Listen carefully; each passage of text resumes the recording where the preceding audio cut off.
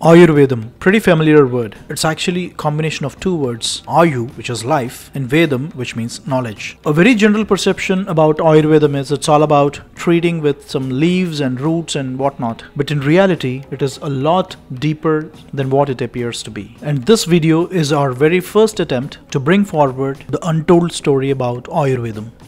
The roots of Ayurvedam traces to Bhagavad Purana, to the event of Samudra Manthan. Lord Sri Mahavishnu picks up an incarnation as Dhanvantari during the Samudra Manthan.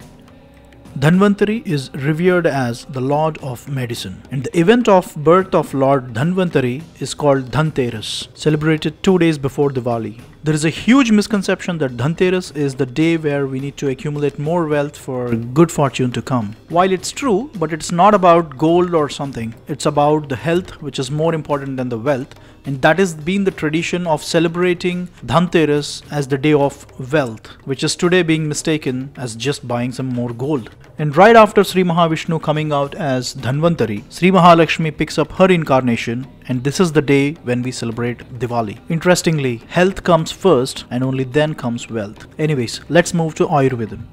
As per Bhagavad Purana, in the city of Varanasi, Lord Sri Mahavishnu teaches his disciple Sushruta about Ayurvedam, and eventually Sushruta composes the entire narration into a text called as Sushruta Samhita, which is the basis for Ayurvedam as we know today. In search of best translation of Sushruta Samhita, we got our hands on this book, Sushruta Samhita, exact translation from Sanskritam, printed back in 1891. That's 130 years ago. So what you're going to see is directly from this book, which we can safely consider as one of the best available versions of Sushruta Samhita. There are 8 different specializations in treating different kinds of ailments as per Ayurvedam. They are Salya Chikitsa, Salakya Chikitsa, Kaya Chikitsa, Graha Chikitsa, Visha Chikitsa, Vajikarana Chikitsa, Rasayana Chikitsa, and Bala Chikitsa. And each of these 8 specializations individually has 5 dimensions of instructions and procedures. Sutra, Nidana, Sharira, Chikitsa, Kalpa. These instructions and procedures detail about how one specialization needs to be taken care of from different dimensions. This is the complete picture of Ayurvedam, which is a conversation between Sri Mahavishnu and Sushruta. Now let's see what individually each of these mean.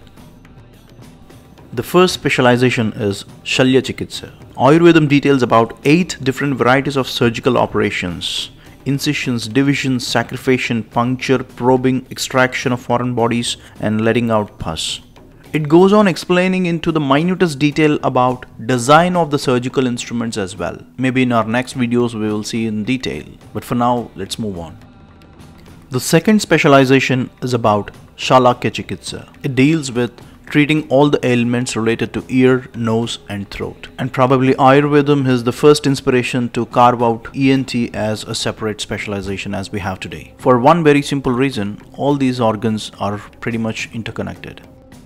And the third one is Kaya Chikitsa. It deals with treating the general and seasonal ailments in adults, more of a general medicine.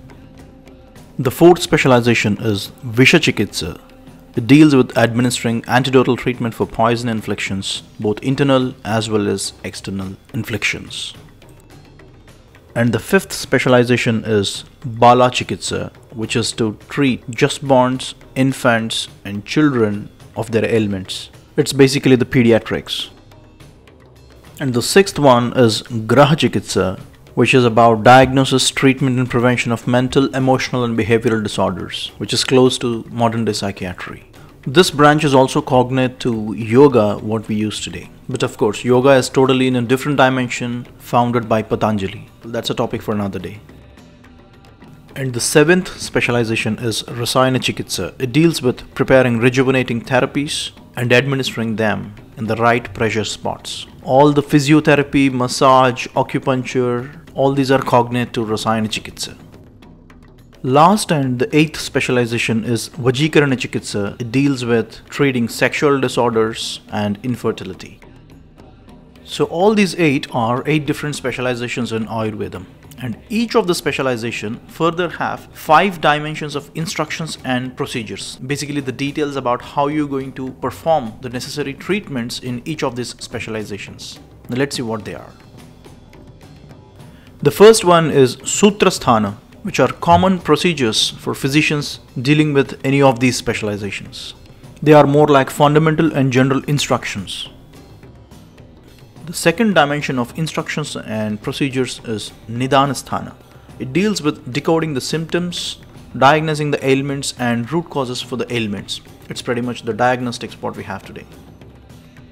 The third set of instructions and procedures are Sharirasthana. It deals with explaining the anatomy of human body to the minutest detail that it even explains about bone marrow, its constitution, nerve cells, lymph, whatnot. The complete human anatomy is explained in this section. And the fourth set of instructions and procedures is about Chikitsasthana. It deals with identifying the medicinal properties of the plants, the formulas of preparing such medicines, storage of the medicines, and administering them. Fifth and the last set of instructions and procedures is about Kalpasthana. It deals with analyzing the impact of the inflicted poison and preparing the antidotes. So now this matrix is the most simplistic representation of Ayurvedam. But trust me, it has the depth of an ocean when you dig deep into each of these dimensions. And when you do that, you'll be left speechless because of the amount of detail that is given in Ayurvedam for each of these dimensions. Ayurvedam is world's most ancient and detailed scripture on medicine and healthcare that is still in practice. There are two highly polarized views about Ayurvedam. One set of people disregard Ayurvedam as a pseudoscience, and another set of people who kind of disregard modern day medicine, saying that Ayurvedam is the best. Well, what we need is a rational judgment about what suits the best for a set of people in a given time. We need to understand the fact that Ayurvedam has been the native medicine of India since thousands of years and has lost much of its charm with the European invasions. And if you're thinking why is it losing charm now, it is probably because of the corporations which are into the healthcare industry now. That absolutely does not mean that modern day medicine is not good. As long as a medicine can cure the pain of a human, it should always be welcomed, whether it is Ayurvedam or any other field of medicine. And as always, thank you for watching.